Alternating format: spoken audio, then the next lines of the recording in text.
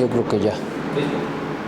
Avinu Shabbat Shamayim, te damos toda Rabán esta tarde, agradeciendo tu favor, tu misericordia, y pedimos que tú seas guiando y dirigiendo esta enseñanza de Kirub y que seas transmitiendo en la mente y el corazón la verdad extraordinaria que tú nos has entregado y que pueda ser recibido a través del pacto, comprendido y entendido en sus aristas, entendido y comprendido en sus detalles, que tú demandas de parte de todos.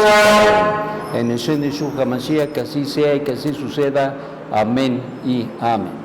Bueno, hoy tenemos la clase 6 que tiene que ver con la bendición en el pacto, o lo extraordinario de la redención que va unido con el pacto.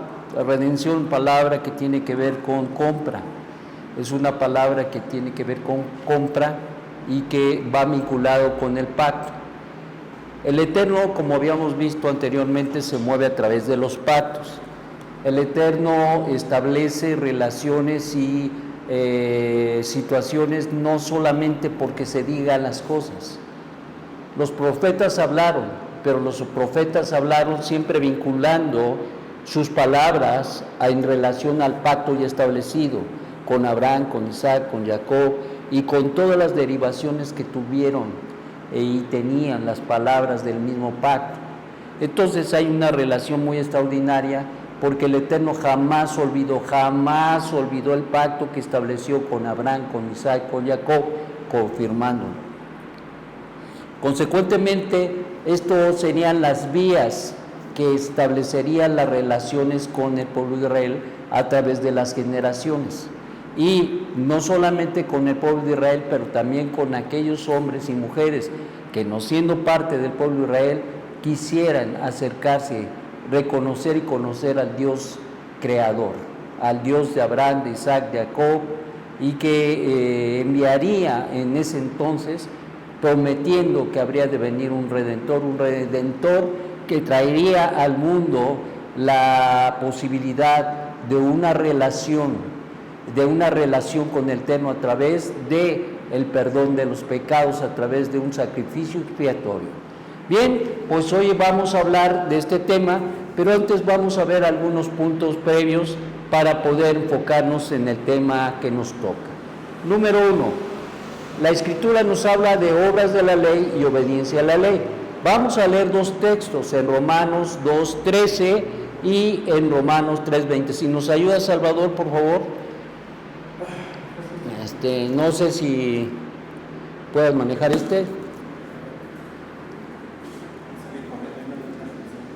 Los dos están en Romanos, entonces está más fácil.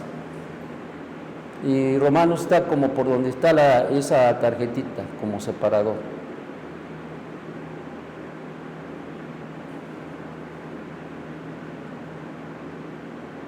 Más atrás, más. Ahí. Ahora, adelante, al revés. Sí. Vamos al capítulo 2:13.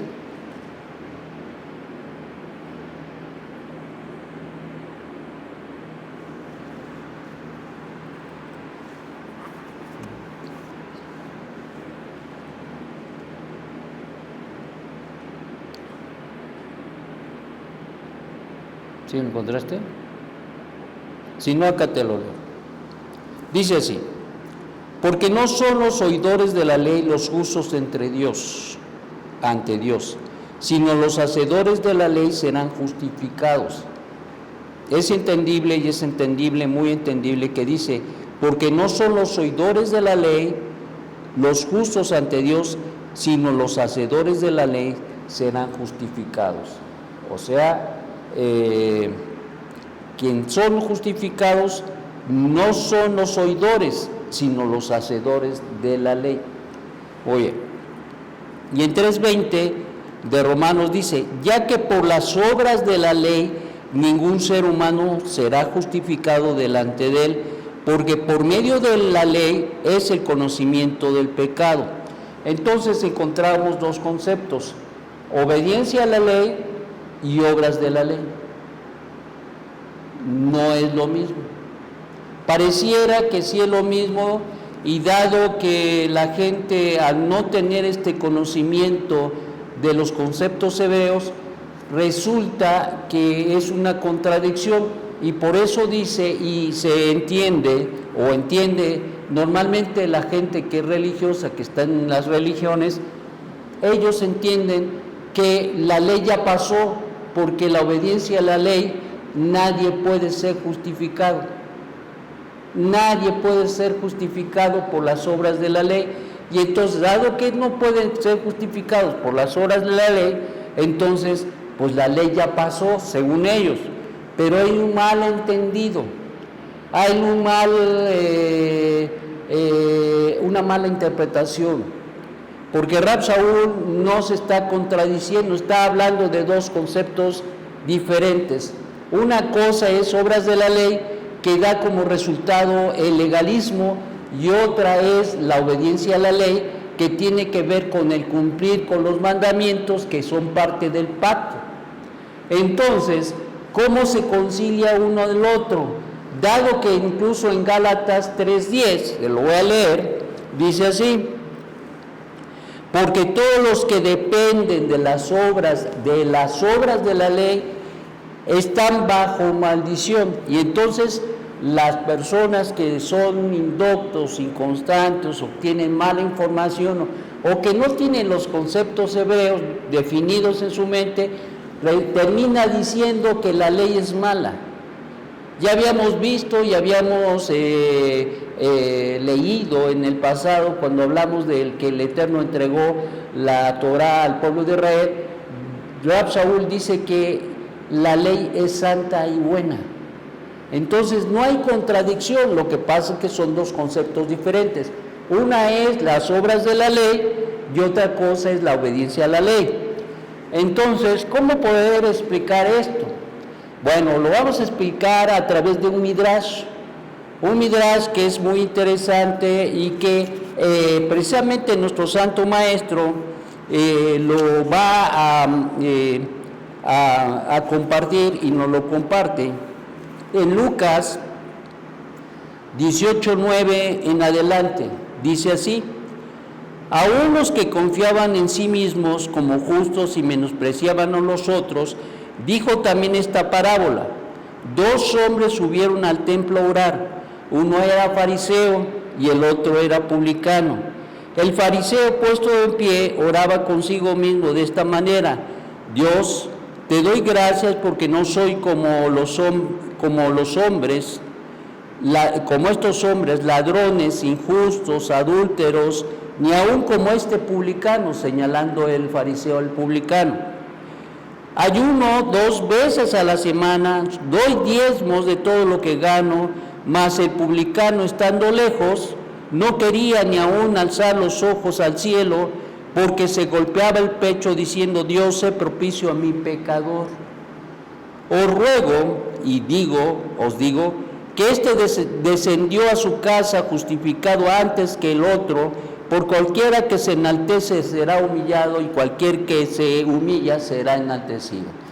¿Cuál es la lección de nuestro Santo Maestro al respecto? Habla aquí del legalismo, porque el fariseo, no todos los fariseos tenían la misma actitud que pero esto fue para una ilustración. Este fariseo confiaba en que ayunaba 2 veces a la semana, que daba diezmos, y que daba el diezmo del eneldo, el comino, etc. Entonces, dice: yo no soy como este hombre adúltero, etcétera, etcétera.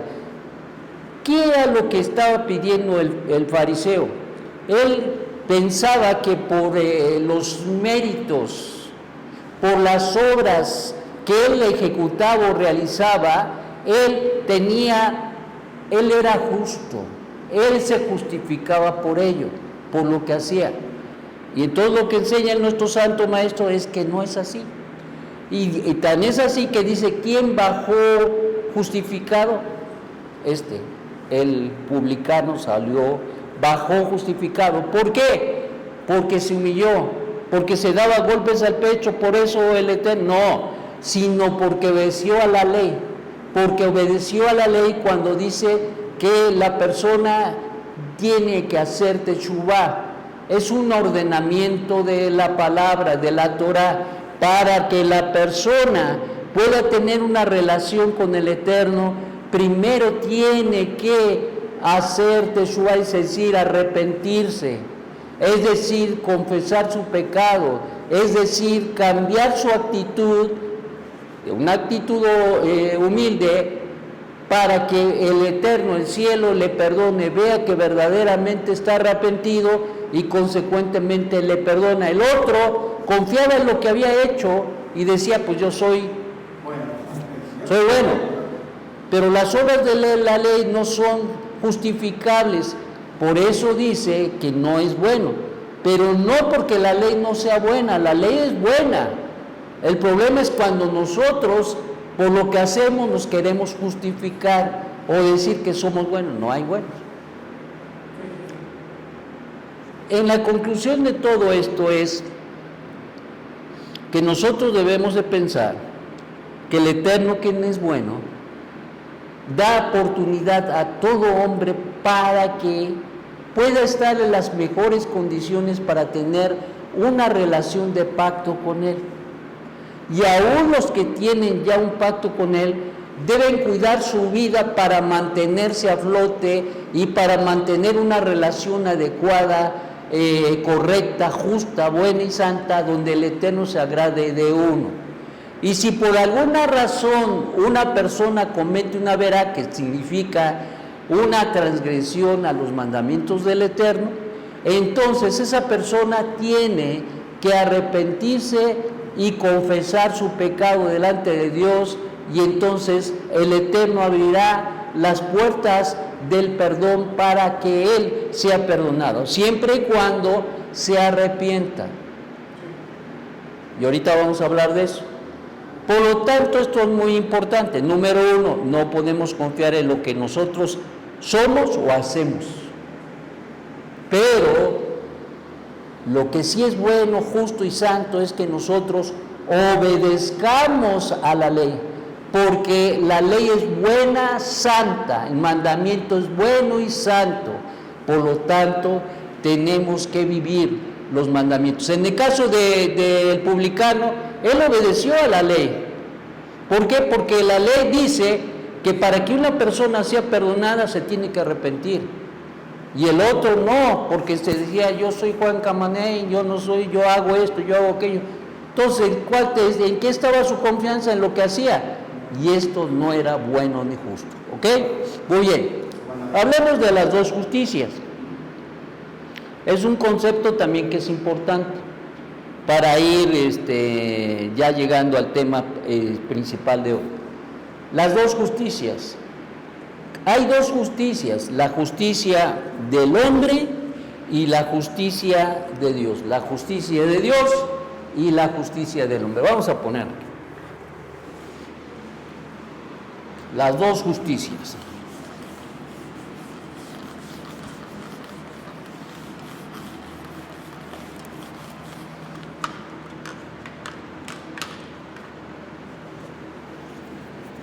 Y tenemos la justicia de Dios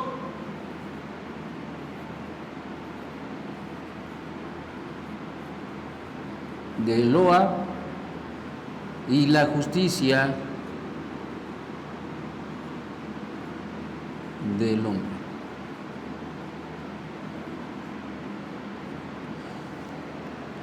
La Escritura dice que no hay justo, no hay uno, no hay quien haga lo bueno, no hay quien se acerque a Dios.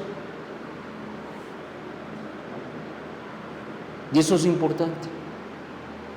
Pero por el otro lado, y estamos viendo textos que son opuestos, donde dice la Escritura que Noah fue visto como hombre justo. Entonces, ¿cómo es que dice Rab Shaul que no hay justo, no hay uno justo, no hay ningún justo? No hay quien busque a Dios, no hay quien haga el bien. ¿Por qué dice eso Rab Shaul? Y luego dice la Torah que Noah era un hombre justo. Y cuando vamos a Abraham, se habla que fue hombre justo en sus generaciones. Entonces, ¿cómo interpretar lo que dice Rab Shaul y cómo interpretar lo que dice la Torah al respecto de Noah y de Abraham? Bueno, en primer lugar, estamos hablando de dos justicias. Y aquí está el punto. La Escritura no se contradice.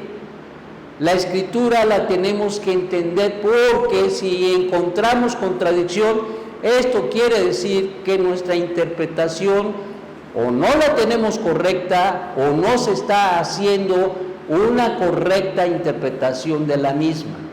Por lo tanto, es importante entender que hay dos justicias. Cuando Rab Shaul habla de que no hay justo ni algún uno, nos está hablando de la justicia de Dios. No hay hombre que pueda llenar la expectativa de la justicia de Dios. No hay hombre que por sí solo pueda alcanzar la redención. ¿Está conmigo? Y entonces, cuando se habla de la justicia de Dios, de la justicia del hombre, se nos está hablando de lo que el hombre sí puede hacer. En otras palabras, vamos a ver, cuando nosotros vemos, en el caso de Adán y Java, si recordamos un poquito qué pasó, ellos pecaron, y cuando pecaron, dice la Escritura que se vieron ¿qué? Desnudos. Muy bien, se vieron desnudos. ¿Qué hicieron? Sí, se cosieron unos delantales de hojas, ¿sí? ¿Ok? Muy bien. Pero cuando se presenta, porque se andaban escociendo de Hashem, entonces le dice, ¿qué pasó? Le dice, ¿a dónde andabas, Adán? Y dice, es que estaba desnudo. Y entonces, ¿quién te dijo que estabas desnudo? Porque había pecado y había perdido su vestidura de gloria. Bueno, el punto acá importante que tenemos al respecto es que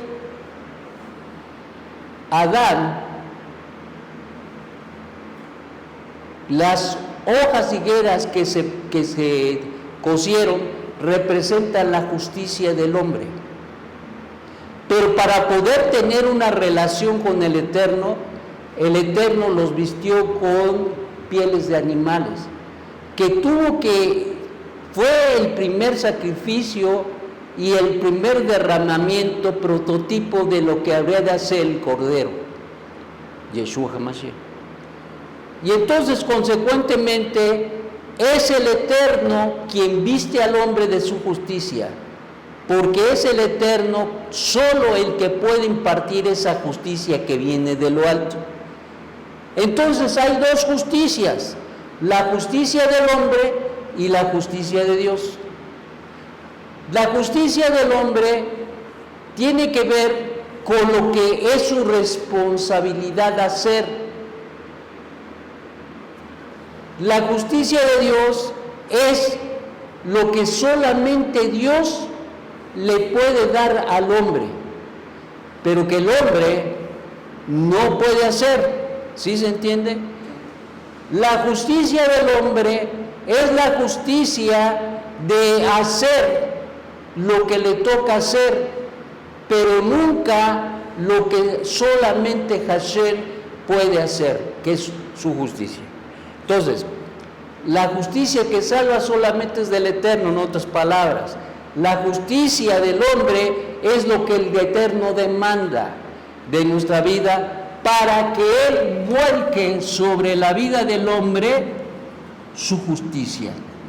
No puede tener, en otras palabras, el hombre no puede obtener la justicia que le da la redención, la compra, el perdón de los pecados, si no tiene la condición de la justicia que el Eterno demanda. Y en este caso, ¿qué es lo que demanda el Eterno del hombre?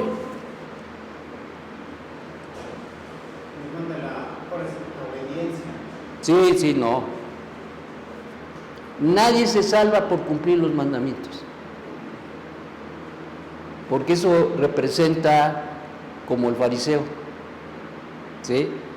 Si nosotros decimos que por cumplir los mandamientos, no. Incluso Rab Shaul dice, nadie se salva por cumplir la ley. Nadie.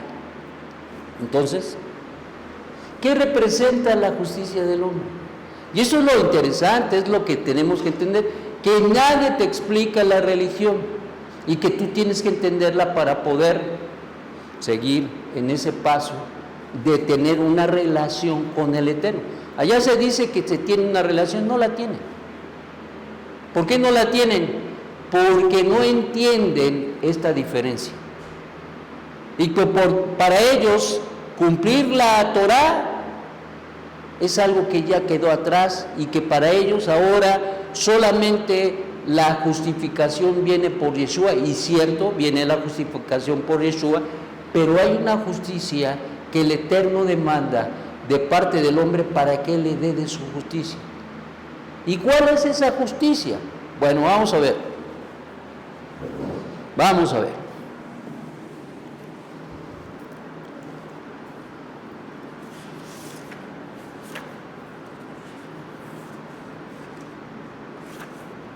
Ok.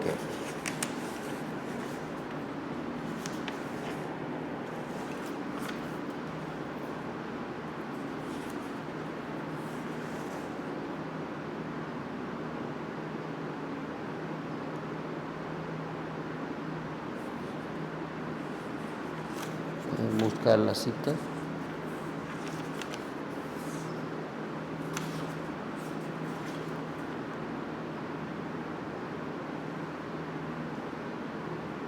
Vamos a Isaías 55, 6 y 7. Si tienes la escritura.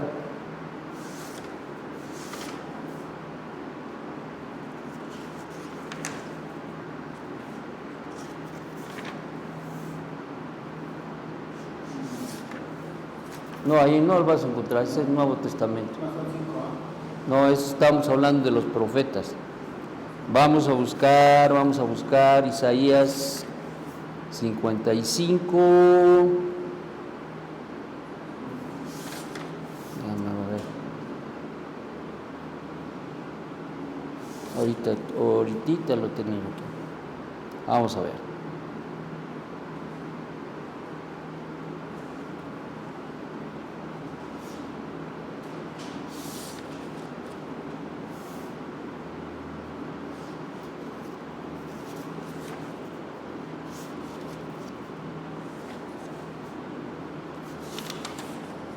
Ok, vamos antes a explicar algo muy importante. Vamos a explicar antes para poder ir a ver este texto.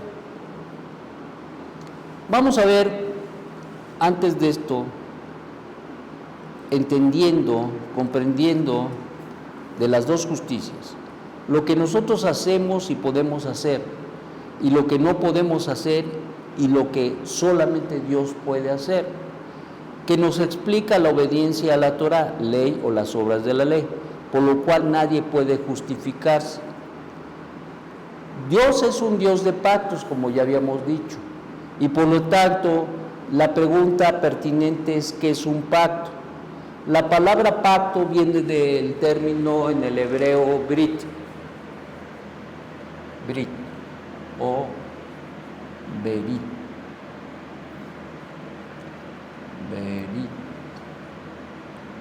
Brit o berit. Esa es la palabra pacto, que es muy importante.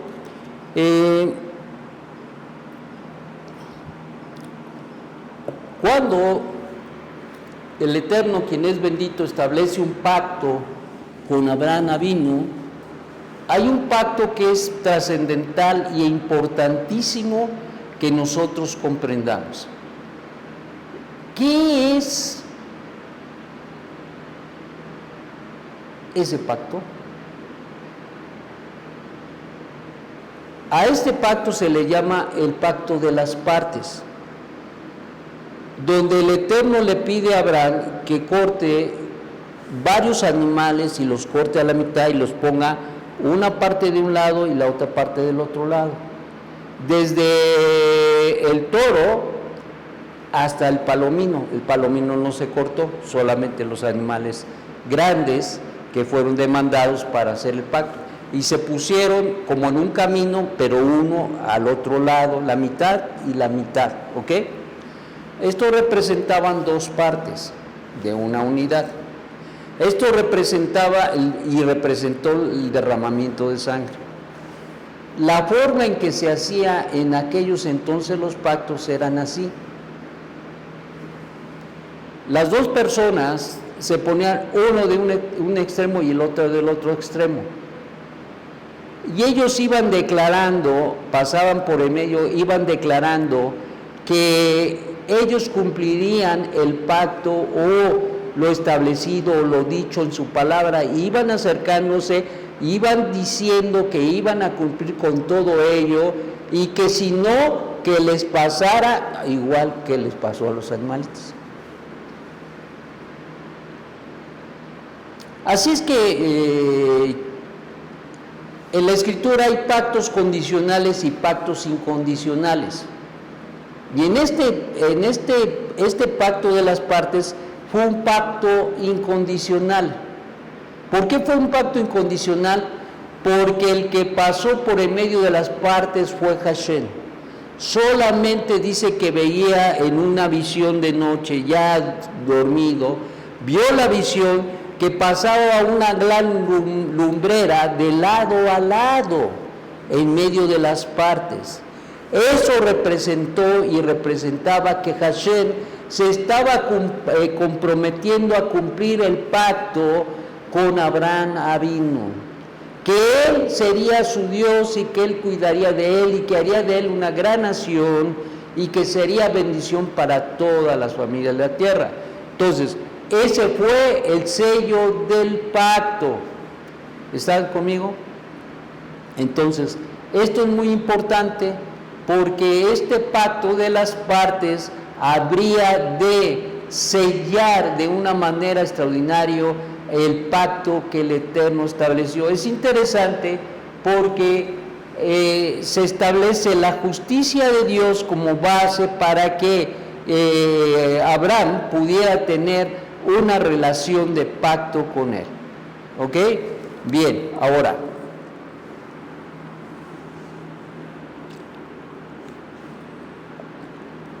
Brit viene de la palabra de la raíz bará, que es seleccionar, también como denominativo, también dar a comer, comer, escoger y manifestar, también se implica en la palabra Brit. Lo podemos definir al pacto como hacer un convenio basado en una promesa, hacer un convenio basado en una promesa, que lleva a las partes a hacer una alianza o a hacerse parte el uno del otro. Como decía, en ese pacto se hace uno parte del otro a través del pacto, el juramento que se llevan de por medio, y que por su voluntad seleccionaron, decidieron escoger y manifestar su voluntad, obligándose a cumplir con las pautas establecidas en el mismo pacto. Respecto de la otra parte, para hacer de las dos partes una unidad, es decir, yo establezco con Ernesto tal cosa, yo me comprometo con él a que voy a cumplir y vamos a hacer un negocio, por decirlo. Y Ernesto dice, y yo voy a poner mi parte y vamos a poner un negocio. Y entonces, de las dos partes, es decir, del compromiso que surge de los dos, se hace uno. Esto es lo que es el pacto. La idea y el pensamiento de la palabra pacto tiene que ver con el hecho de que nosotros nos hacemos parte del otro y nos comprometieron, o en ese momento el Eterno se comprometía a cumplir con Abraham lo que le había dicho. Y como decía yo, en aquellos entonces las personas pasaban por medio de los animales sacrificados muertos, y consecuentemente ellos decían, y así pase, a mí si no cumple. Sí. Ajá. Por eso es que hay mucha ética y va a haber mucha ética y hay mucha ética en la vida del pueblo de Israel. Debe haberlo, debemos respetar, debemos vivir de una manera correcta, porque eso es lo que nos enseña la Torá. Por lo tanto, ¿quién es el Dios de los pactos? Hashem. En las escrituras hebreas el Eterno se revela como el Dios de los pactos. Adonai, el Señor. Tenemos ejemplos de pactos, el pacto con Noah, el pacto con Abraham, el pacto con Israel en el Sinai, el pacto de David Melech, donde le dice que de sus lomos vendría el Redentor, el pacto renovado a través de Mashiach Yeshua, donde ahora son perdonados todos los pecados voluntarios e involuntarios, se les abre la puerta y se abraza a toda la persona que llene las expectativas de la justicia que el Eterno demanda del hombre. En otras palabras, y claro, el Eterno no da de gratis nada. Y ahorita lo vamos a ver. Aunque pareciera que lo da, y sí lo da, porque no lo merecemos. Pero hay una demanda de parte del Eterno. Si el hombre da la justicia que el Eterno demanda, entonces el Eterno le da su justicia, que trae como consecuencia la redención. Pero si el hombre no da la talla, es decir, no da la estatura, no da el nivel, no hay nada. Vamos adelante. Por eso mucha gente luego se desilusiona, ¿no? Porque ya fui, pero no, nomás decir. Muy bien. Precisamente, antes de hablar de las dos personas, ¿no? El republicano, que se va a orar, y el otro que está diciendo, yo estoy diciendo todo, se está vanagloriando, ¿no? Enfrente de la. ¿Cómo se llama? A la luz de la gente, ¿no? Él quería llamar la atención y decir, que soy bueno porque doy. Sí, pero Dios te dice que. Muy bien. Vamos a ver el pacto con Abraham, Génesis 12:1, y dice así: ahora dijo Abraham, vete de tu país, lejos de tu familia y lejos de tu casa, la casa de tu padre, y ve a la tierra que yo te mostraré. ¿Qué tuvo que hacer Abraham? Dejar a su país, dejar a su familia, dejar su casa y dejar a su padre. Dejar. ¿Qué tuvo que hacer suyo? Por fe. Tomar las promesas de descendencia que el Eterno le estaba dando. Tenía 75 años y no había tenido hijos. El Eterno le dice que va a ser que de él una gran nación. Le da en el pacto, le establece que será bendición para todas las familias de la tierra, que será prosperado y será un hombre de renombre. Se había cumplido y se cumplió, y hasta el día de hoy, si se habla de Abraham, todo el mundo sabe quién es Abraham. El Eterno cumplió con ello, pues claro, su descendencia está por todo el mundo. Sí, entonces el Eterno cumplió, sí. ¿Por qué cumplió? Porque para hacer un pacto con el Eterno hay una demanda de parte del Eterno. Nadie, absolutamente nadie puede tener un pacto con el Eterno si no deja. En el caso de Abraham, dejó su padre, su casa, dejó a su familia y a su tierra, su país.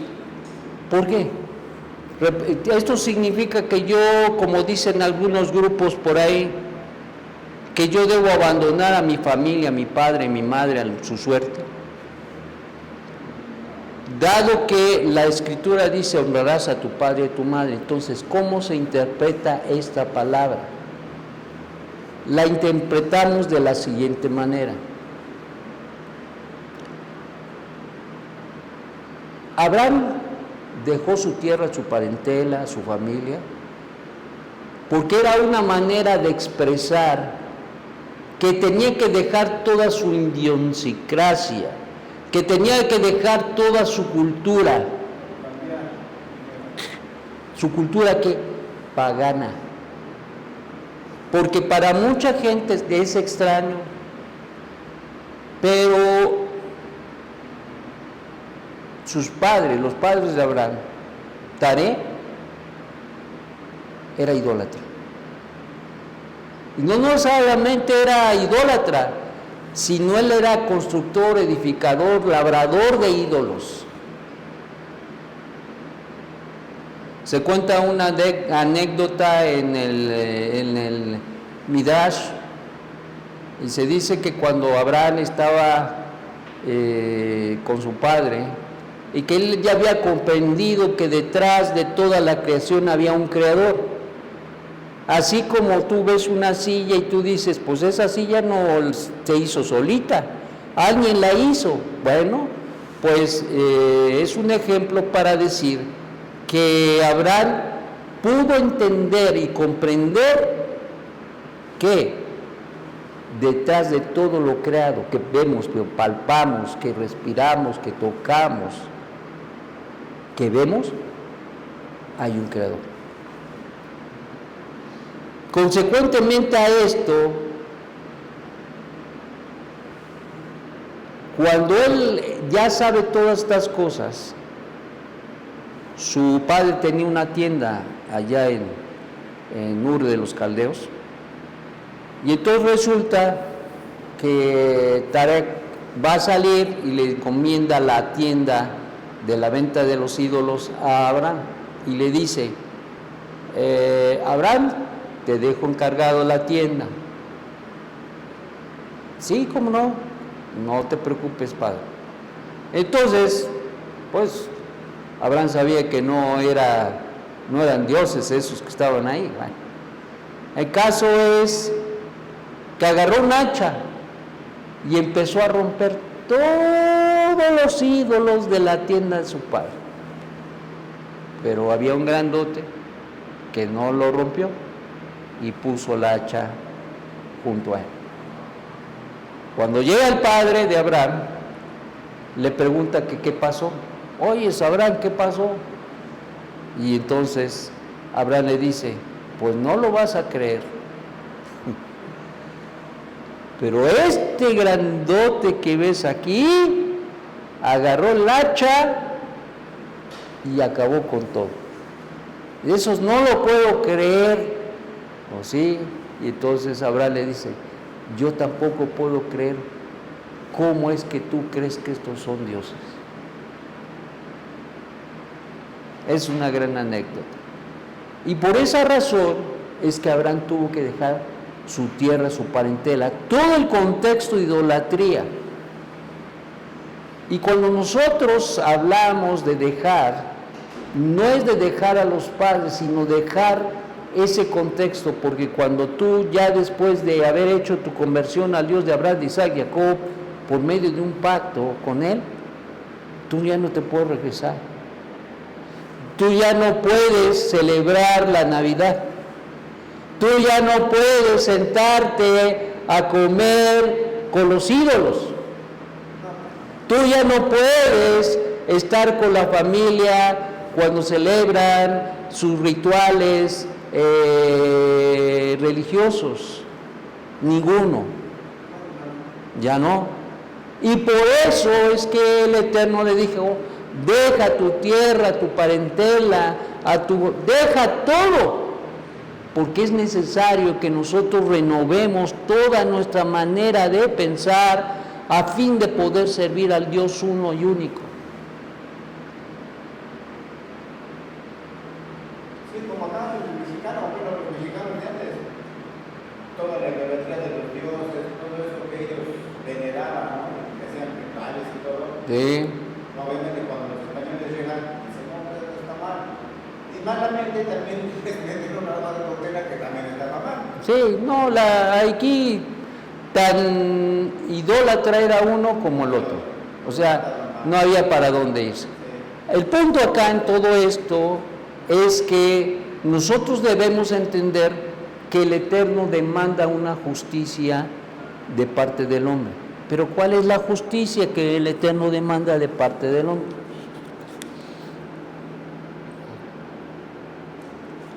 ¿Qué es lo que demanda? ¿Qué es lo que nos da ahora pues el Eterno? ¿Qué nos ofrece? Como le ofreció a Abraham. Nos ofrece la vida eterna. La vida eterna no es que nosotros nos moramos. Esto representa, la vida eterna representa nuestra participación en el mundo por venir. La redención como a Israel, el perdón de los pecados, la resurrección de los muertos, heredar la tierra, reinar con el Mashiach, el Olam Jabá, el mundo venidero, y entrar y estar con el Mesías en el Shabbat milenial, en el milenio. Y eso van a entrar todos los que hemos creído en que Yeshua es el Mesías. ¿Ok? Entonces, ¿vale la pena tener un pacto con el Eterno? Pues claro, nos ofrece muchas cosas que no podemos alcanzar por nosotros mismos. ¿Qué significa ser salvo entonces? Que la persona tendrá su parte en el mundo, en el reino milenial y en el mundo por venir. No que nunca se va a morir. Cuando pecó a Adán y Eva, de todos es conocido que se cumplió o que cumplió con lo que Dios le había dicho. El día que comáis del árbol del bien y el mal, ciertamente morirás. Y después fue expulsado del paraíso. Dice la Escritura que el pecado separó al hombre desde ese día del Dios Santo y se convirtió, de no a vivir separado de Él. Sin embargo, el eterno Dios prometió que proveería de un redentor, alguien que resolvería la condición del hombre respecto de su pecado que le impide tener una relación con Dios.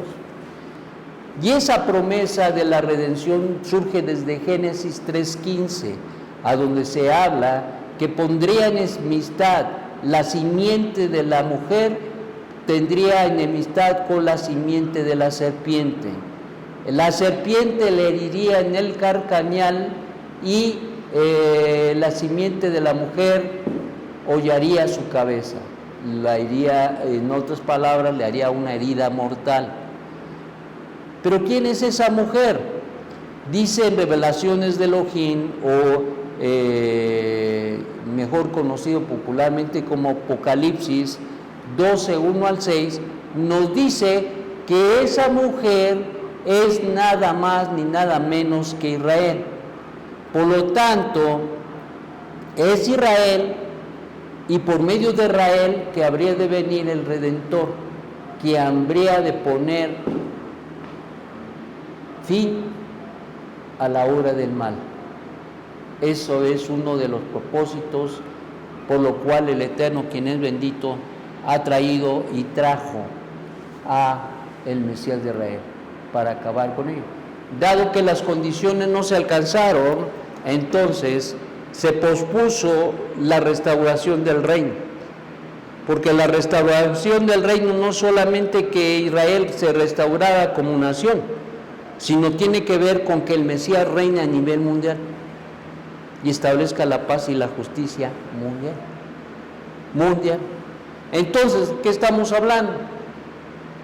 Estamos hablando que a la pérdida de esa condición de relación con el Eterno, el resultado sería que habría la necesidad de que viniera el prometido para restaurar esa relación rota por el pecado. que causó la muerte, y la palabra muerte significa separación, y consecuentemente cuando Hashem envía a Yeshua, une el cielo con la tierra nuevamente, y se da la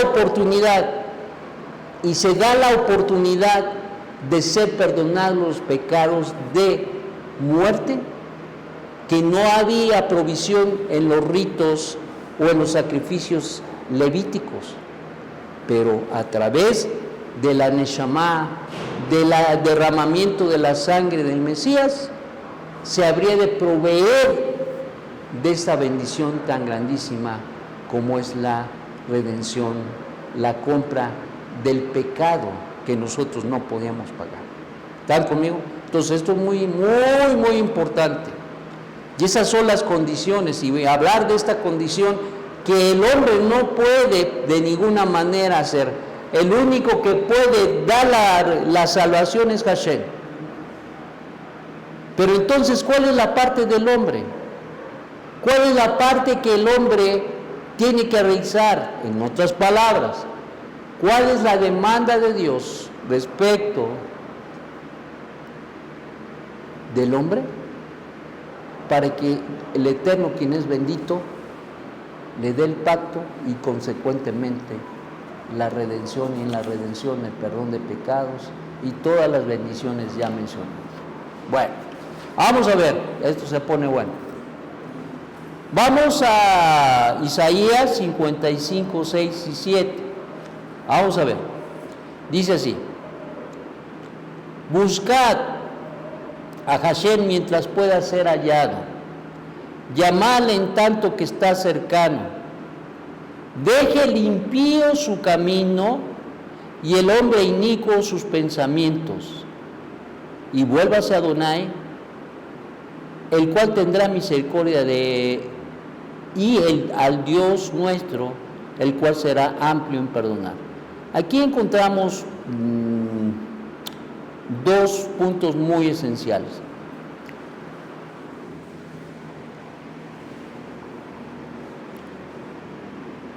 En primer lugar, debemos buscar a Hashem. Número 2, debemos llamarle. Número 3, debemos dejar. Vamos a cambiarle.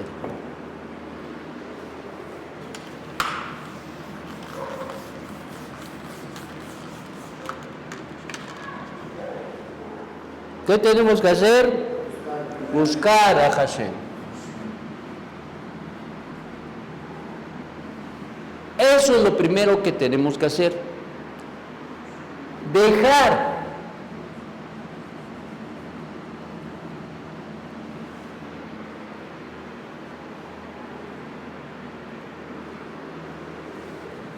Buscar, llamarle,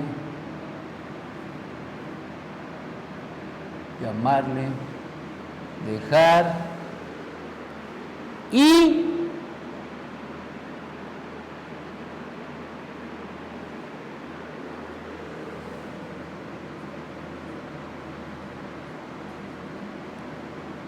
volverse. Esta es la demanda del Eterno. Búscame, llámame, dice Isaías. Buscar a Dios, llamarle, dejar, ¿qué? Dice ahí, deje el impío su camino. ¿Quién es un impío? El impío es aquella persona que viola los mandamientos de Hashem. Deje su camino aquel que viola los mandamientos de Hashem. Vuélvase de su iniquidad. ¿Quién es un inicuo? Aquella persona que, impío, perdón. ¿Quién es un impío? Aquella persona que se acuesta pecando y se levanta pensando cómo pecar. En otras palabras, la palabra impiedad significa añadir pecado al pecado. Entonces es interesante porque deje el pecador o el impío su camino y el hombre inicuo sus pensamientos, y vuélvase a Adonai, que será justo en perdonar.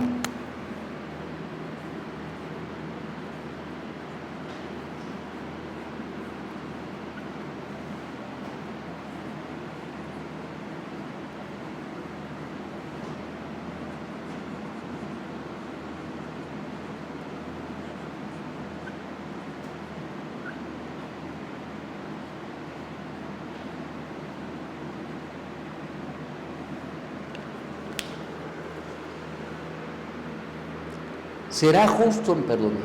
Es decir, que hay un proceso que debe de llevar el hombre para poder alcanzar la justicia de Dios.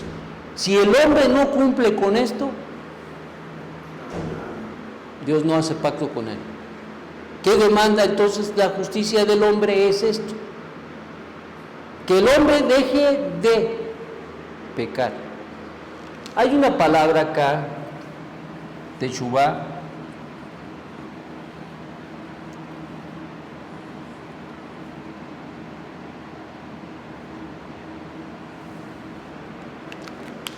la palabra Teshuvá es arrepentimiento, y está compuesto, su raíz es Shinba, y dentro de esa raíz, Shu significa volverse o convertirse. En otras palabras, hacer Teshuvá implica que si yo voy para el oriente, tengo que hacer un cambio de dirección e ir hacia el poniente.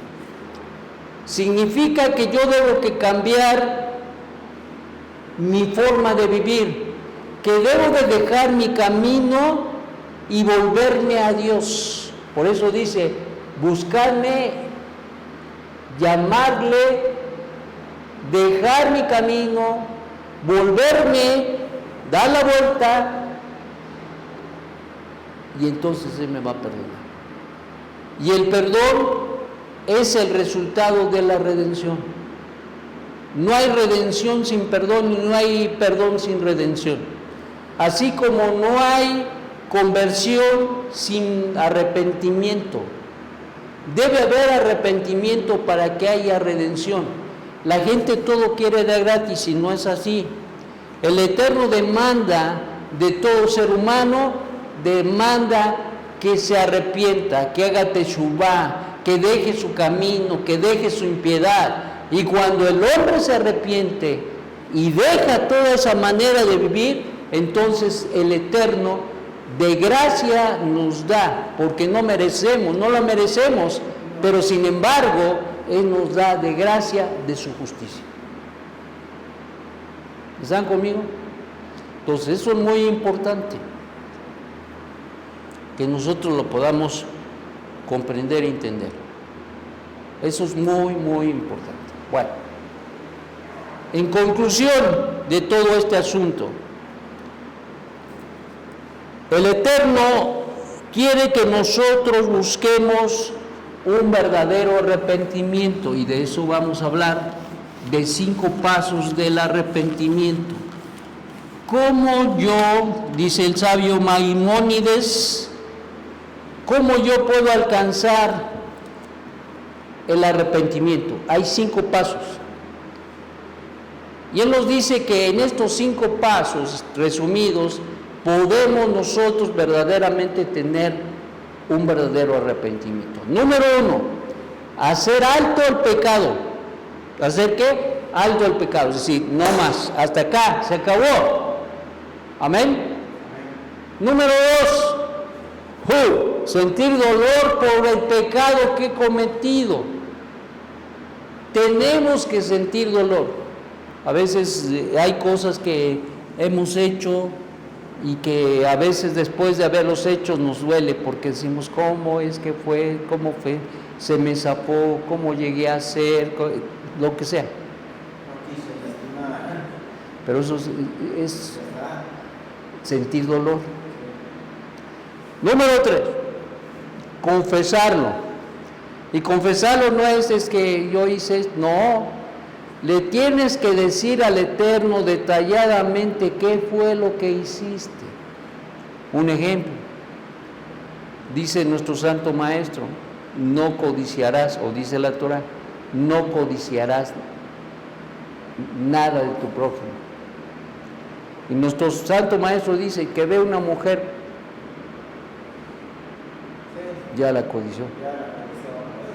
Entonces, es pecado. Entonces, ¿cómo yo voy a hacer para no volver a caer en ese pecado? Lo que tú no tienes que hacer es decirle al Eterno en ese proceso de confesarlo, decirle, Hashem, vi a tal mujer, así, así, y lo vi con ojos de morbo, la deseé y todo aquello. Eso es confesión. Pero no nada más desde el lado del hombre, sino también del lado de la mujer. Porque el hombre codicia, pero la mujer también. Entonces, y aquí no estamos para hablar mal de las mujeres, pero estamos hablando de que tanto el hombre como la mujer, y entonces, ¿qué debe haber?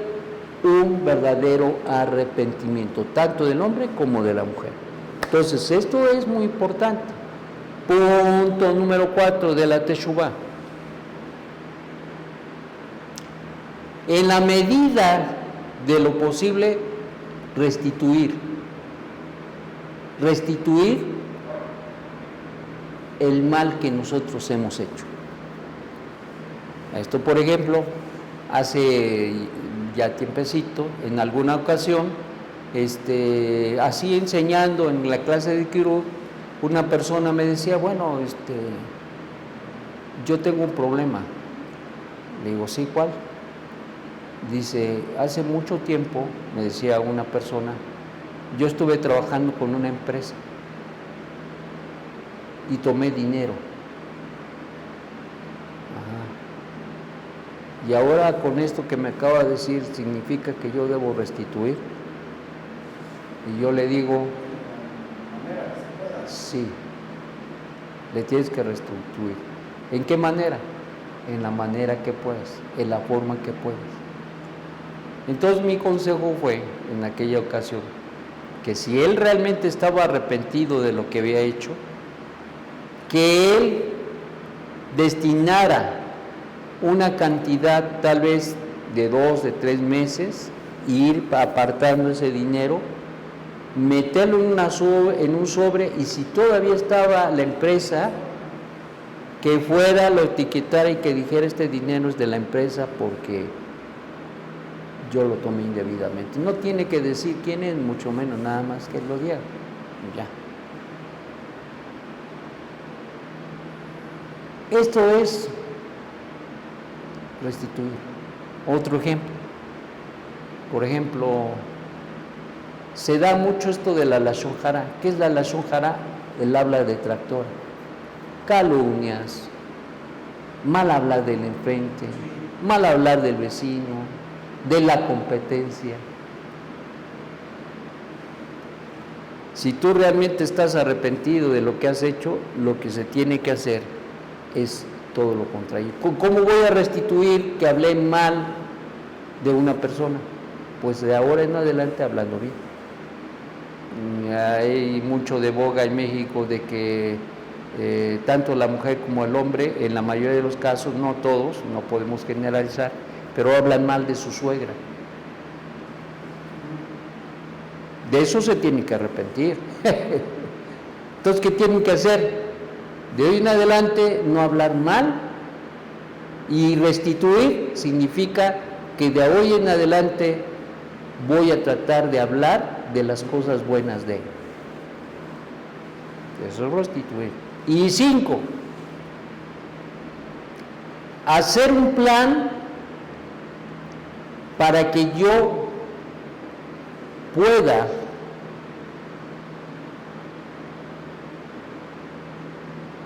mantenerme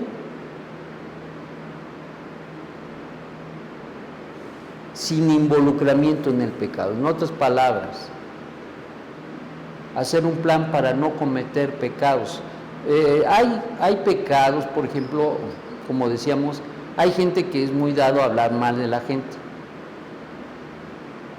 Pues si ese es el caso, pues entonces tendrá que hacer un plan para no cometerlo. Hay gente que tiene el pecado de la lascivia, la lujuria.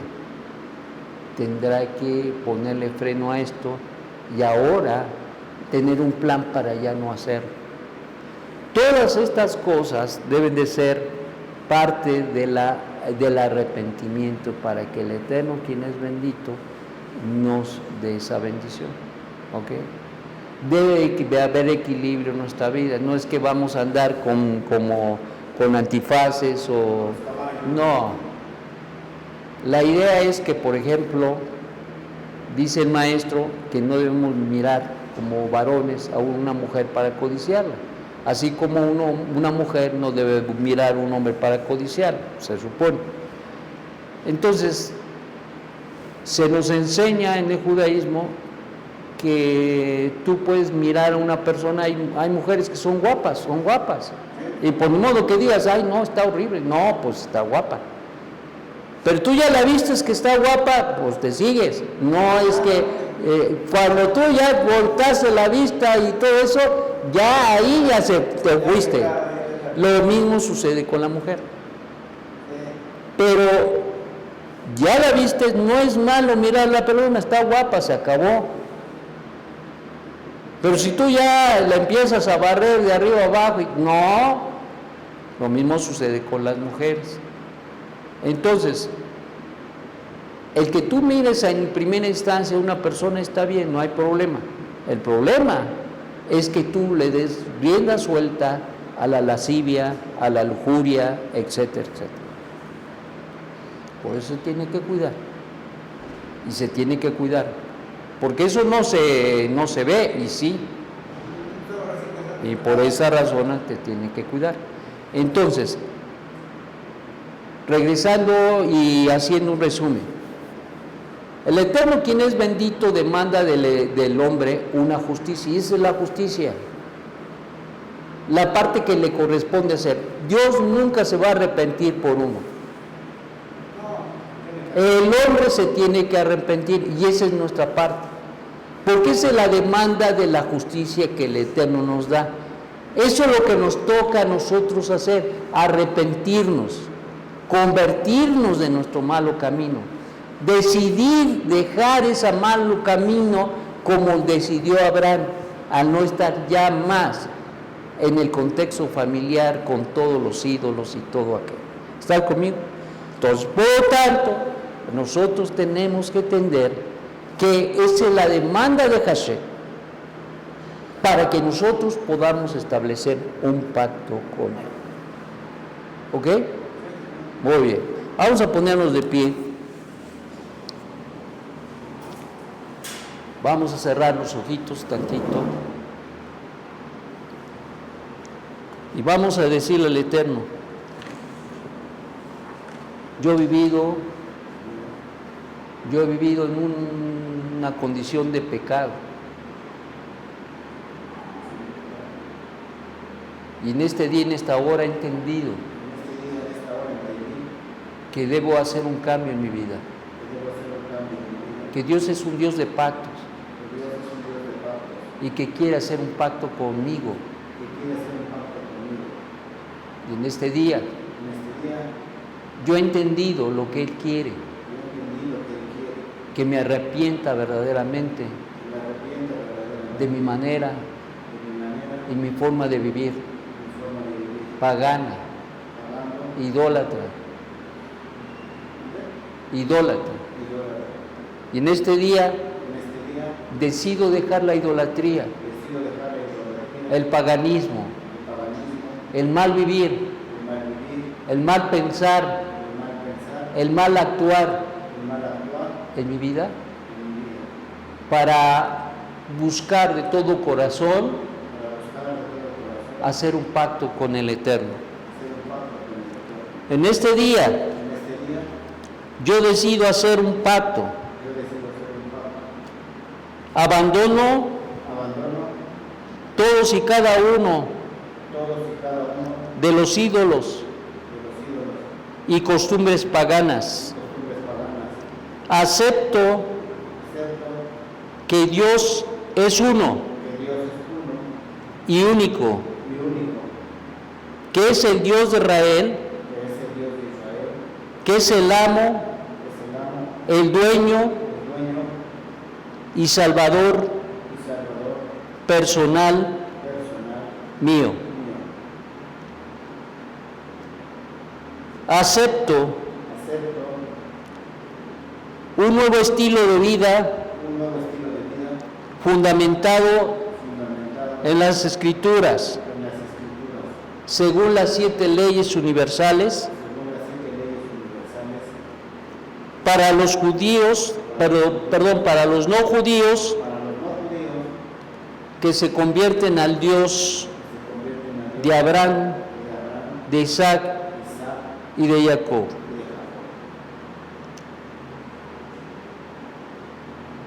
Doy un paso al frente como señal de que dejo atrás todo esto, la idolatría, el paganismo y toda mi manera de vivir.